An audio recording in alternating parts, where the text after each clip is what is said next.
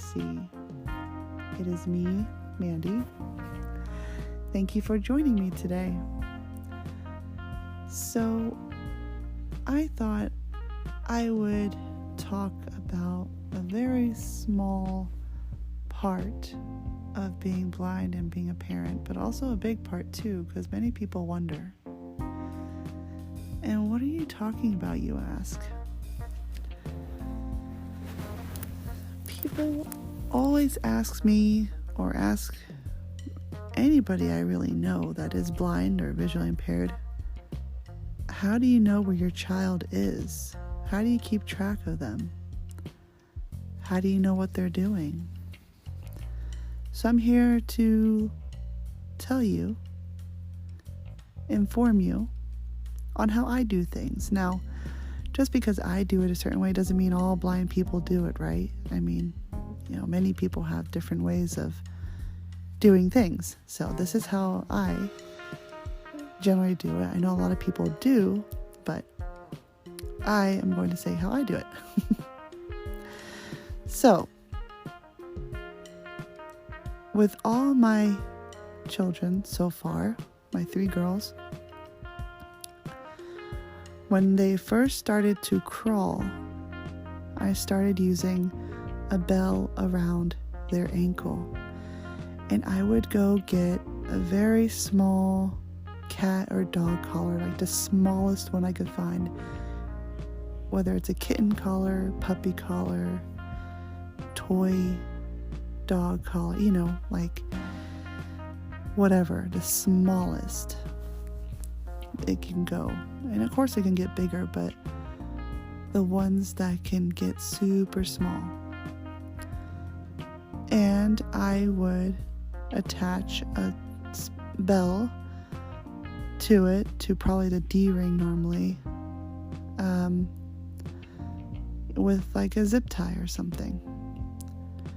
And normally, with these collars, they're little clips, so I just wrap it around the ankle, snap it on, and we're off.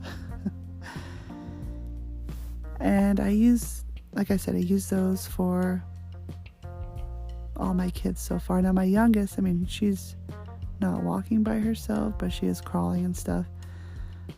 And I haven't had to use it much with her because I can hear where she is because we have hardwood floors.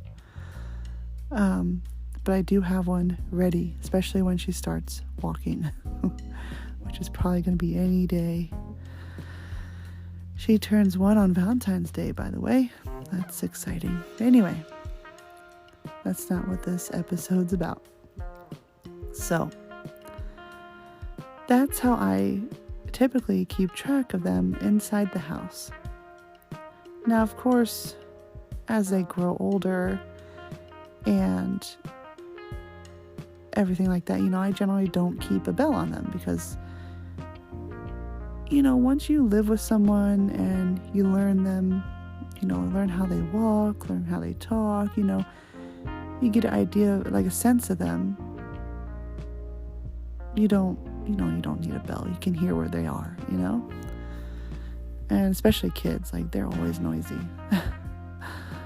When they're very quiet, that's when you're like, uh-oh, what are they getting into, right? So when we are outside, there's a couple of ways. Now with my oldest, she responds really well. So when I call her name, she'll say yes, and by her saying yes, I can tell where she's at. And I'll just be like, okay, just checking in where you're at. My middle child, I'm still working on that. She's very stubborn, let's say. But generally, when they're very small and they're still, learning to talk and learning the ropes of things, I would put a bigger bell, more of like a jingle bell. So I would generally have 2 different types of collars.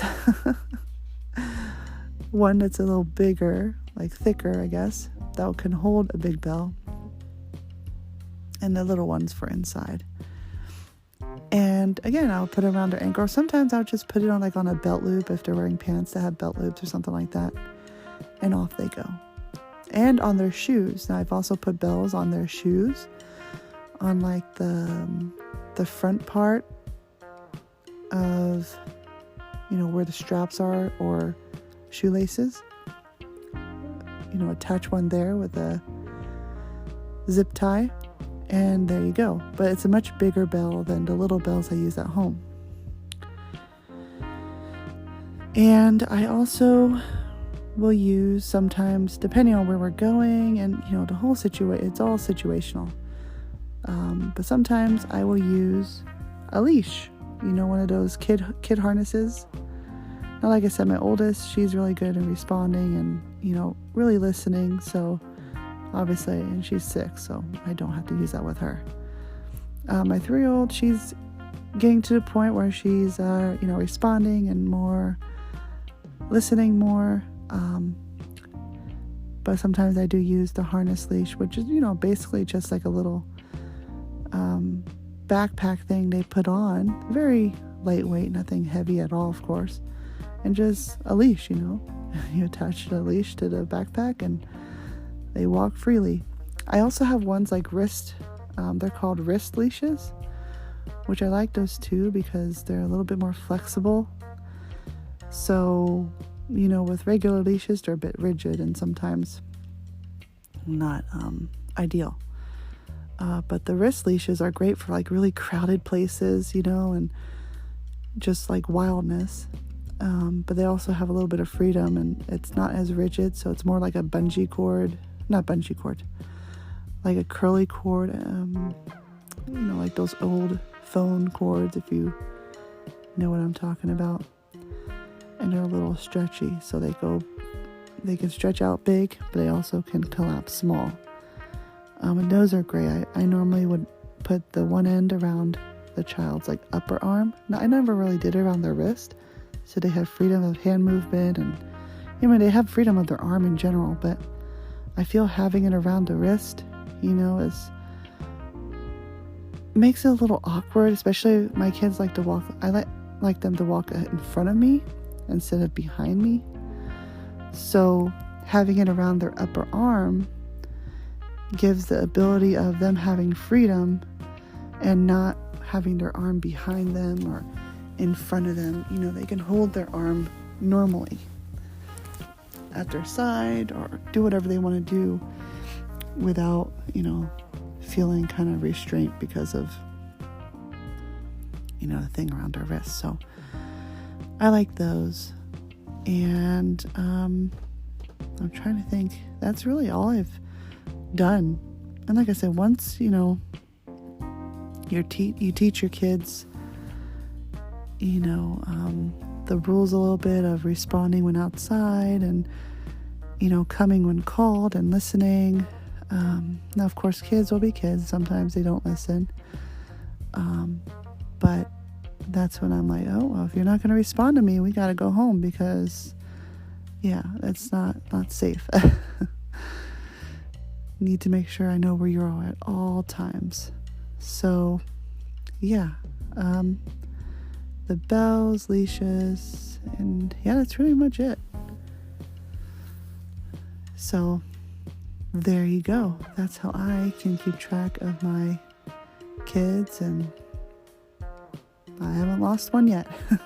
So anyway, hope you enjoyed. If you have any comments, questions, ideas of what you might want to ask about or hear about, know about, whether it's about blindness, being a parent, whatever, daily things, being Muslim, health, wellness, whatever your question or ideas, feel free to drop a message in my inbox, my email. You can comment on this video because this is going up on YouTube as a podcast, so you can definitely make comments. I would appreciate any comments, suggestions. Feel free to email me at mindstar987@gmail.com. Again, you can find me on YouTube as well at TDO, that's Tom Delta O, or just The Dappled Odyssey, TDO 2024.